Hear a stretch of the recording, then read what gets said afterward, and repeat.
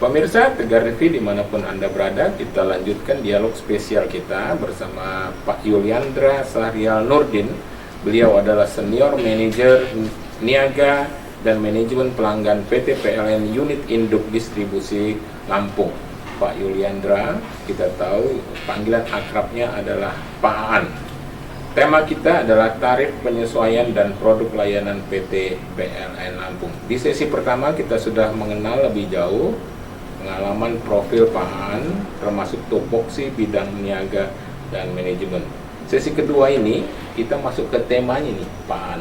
Tarif adjustment ini menarik, tarif penyesuaian, karena kita tahu bahwa pemerintah akan menerapkan tarif penyesuaian mulai 1 Juli 2022 terhadap golongan 3.500 volt ampere ke atas. Ini jelasnya gimana Pak Aan? Silakan Pak Aan. Baik Pak Umar, jadi tarif adjustment, jadi kalau kita lihat dari namanya, ini adalah adjustment berarti penyesuaian. Betul. Jadi tarif adjustment ini merupakan amanah dari pemerintah lewat Permen SDM nomor 3 tahun 2020. Sebenarnya ini sudah diberlakukan sejak tahun 2014. Jadi tarif adjustment yang yang sekarang ini atau yang saat ini? Ini sebenarnya sudah diberlakukan. Jadi tarif adjustment, jadi tarifnya ini mengikuti beberapa variabel ataupun parameter-parameter. Ada 4 parameter. Jadi biaya produksi PLN itu sangat-sangat terpengaruh oleh 4 variabel ini. Yang pertama adalah kurs. Kurs. Terus yang kedua adalah ICP. Indonesian Crude Price. ICP ini terkait dengan harga bahan bakar minyak ya Pak ya, solar ya, karena banyak pembangkit kita juga masih ada yang menggunakan bahan bakar solar. Terus juga inflasi. Inflasi ini berpengaruh. Terus faktor-faktor ekonomi. Yang keempat adalah harga patokan batu bara. Jadi 4 faktor ini yang men-trigger penyesuaian terhadap tarif tenaga listrik setiap 3 bulannya. Penyesuaian ini dilakukan setiap 3 bulan? Setiap 3 bulan. Dengan melihat 4 indikator itu tadi? Dan ini kita diminta oleh Kementerian SDM untuk memberikan reporting terkait dengan data-data tersebut, mengusulkan terkait dengan harga tersebut.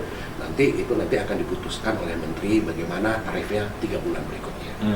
Tapi semenjak tahun 2014 ini sudah di freeze. Jadi 2017, 1 Januari 2017 sampai dengan akhir Juni nanti tarif ini di freeze, tidak berlaku. Jadi tidak ada namanya tarif adjustment, karena ini memang melihat dengan kondisi ekonomi, kondisi fiskal kita yang terdampak sejak tahun mungkin pemerintah melihat kita pada waktu tahun 2017 sampai dengan tahun 2020 kita lagi pemulihan. Tahun 2020 dilalahnya kita terkena COVID ya, pandemi COVID. Betul. Sehingga 2017 sampai dengan akhir Juni 2022 itu di freeze. Akibat dari di freeze-nya ini tentunya fiskal kebijakan dari pemerintah terbit ada namanya kompensasi. Jadi melihat dari kondisi keuangan, tarif adjustment ini diberlakukan untuk 13 tarif sebenarnya Pak. 13 tarif, cuma yang diberlakukan di bulan Juli sampai dengan bulan September nanti itu cuma 5 tarif. 5 tarif. Jadi kurang lebih seperti itu Pak. Ini adalah penyesuaian tarif tenaga listrik. Jadi ini bisa naik, bisa juga turun.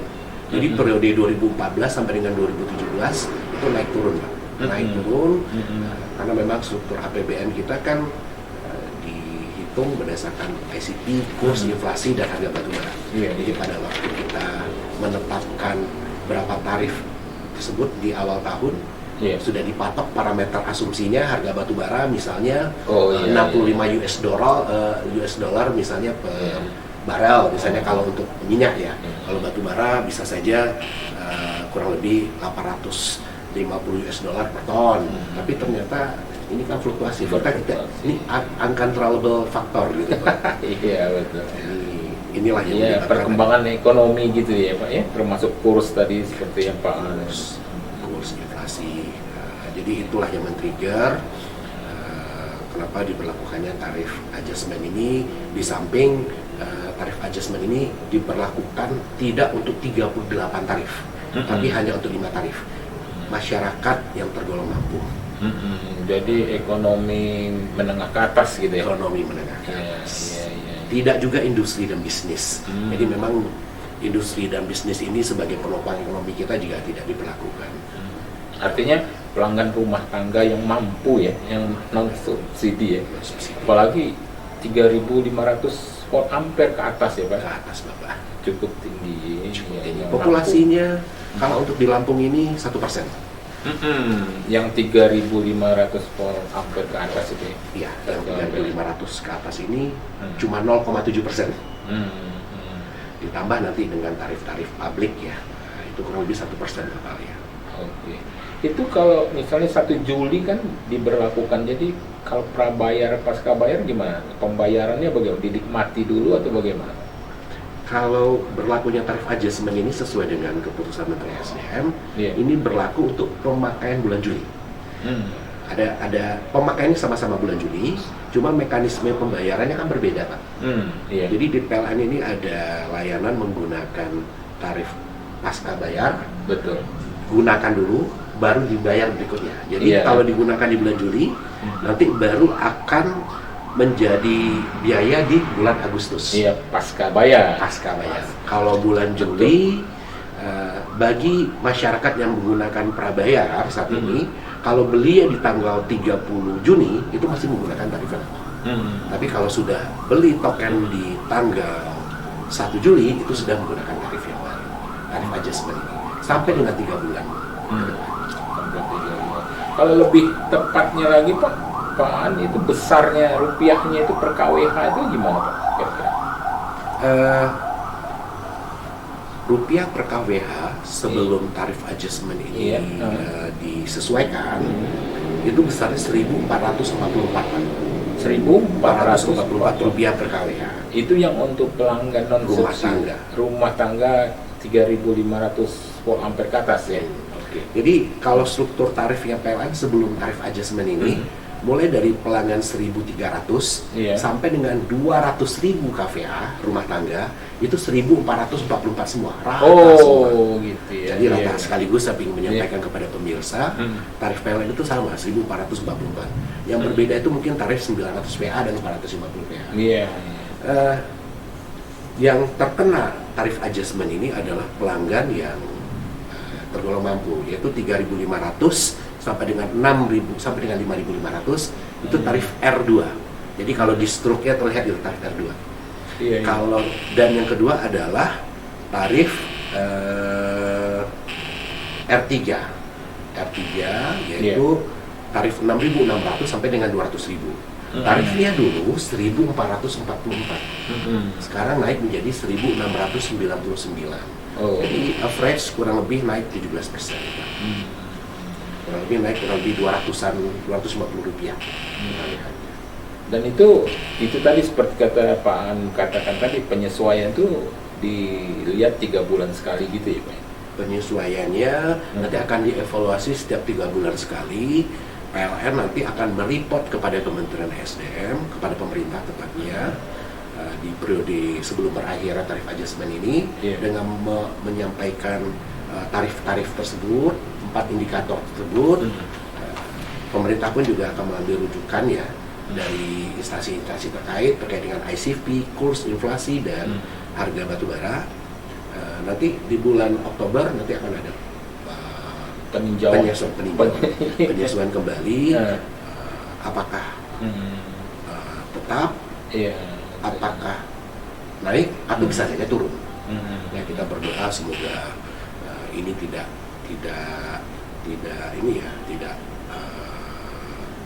berdampak baik lah buat keekonomian.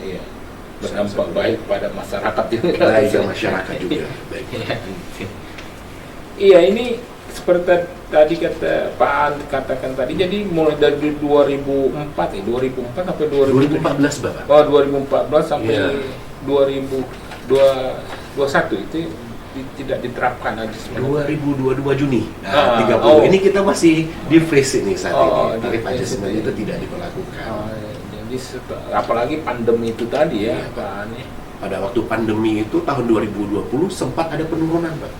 Penurunan ya kurang lebih beberapa bulan Betul. diturunkan.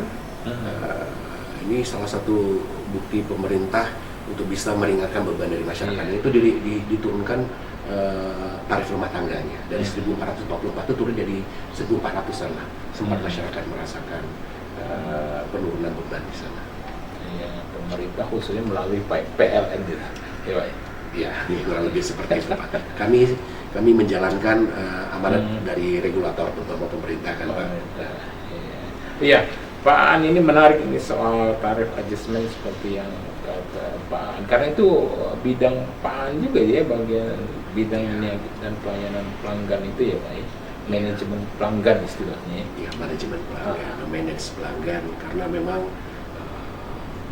aset terbesar yang kami miliki itu adalah pelanggan. Jadi pelanggan, bagaimana kita bisa memberikan pelayanan yang terbaik, dan tentunya kita berusaha untuk memberikan pelayanan servis yang terbaik juga kepada pelanggan. Harapannya sih memang kita terkait dengan tarif adjustment ini adalah salah satu bentuk daripada peran pemerintah supaya kompensasi. Jadi selama ini semua masyarakat itu mendapatkan kompensasi tanpa melihat daripada kondisi keuangannya. Oke. Pelanggan 900 VA, 450 VA itu mendapatkan kompensasi dari pemerintah. Harusnya mereka membayar mungkin setiap bulannya 200.000. Sebenarnya biayanya yang dikeluarkan itu adalah 300.000. Jadi ada 100.000 yang ditutup oleh pemerintah. Sampai ke pelanggan-pelanggan yang mampu, mungkin Betul, ya, betul. yang merasakan listrik sampai 200 kVA, pelanggan R2, R3. Jadi ini sebenarnya supaya subsidi itu ataupun kompensasi itu bisa tepat sasaran, nilainya luar biasa. Mungkin sekitar besar kalau dikumpulkan di Indonesia, dan kompensasi itu nantinya bisa dimanfaatkan untuk pembangunan ataupun kebijakan-kebijakan strategis pemerintah. Betul. Yang lebih tepat sasaran. Betul. Itu analoginya sama dengan BBM premium Pertalite gitu, barangkali subsidinya semakin dihilangkan, atau ini kan ini Pertalite tadinya subsidi premium berapa terus dikurangkan, terus Pertalite juga begitu barangkali ya, Pak ya. Mungkin kami tidak begitu paham juga ya bagaimana mekanisme terkait dengan BBM, Pak. Ya, sebenarnya ini lebih kepada mendudukkan porsinya, Pak. Jadi setiap tahun itu pemerintah mengeluarkan anggaran kurang lebih sekitar 4 triliun untuk mengkompensasi ya, pelanggan-pelanggan yang mampu tadi, Pak. Ya, saat ini dengan adanya tarif adjustment ini harapannya ini benar-benar tepat sasaran. Tepat sasaran. Nah, intinya adalah tepat sasaran lah kompensasinya. Terutama tepat sasaran bagi yang kurang mampu ya. Betul, Bapak. Karena tidak ada kenaikan tarif untuk pelanggan-pelanggan rumah tangga 450 VA sampai dengan 3.500 sampai dengan 2.200. Tidak ada kenaikan tarif.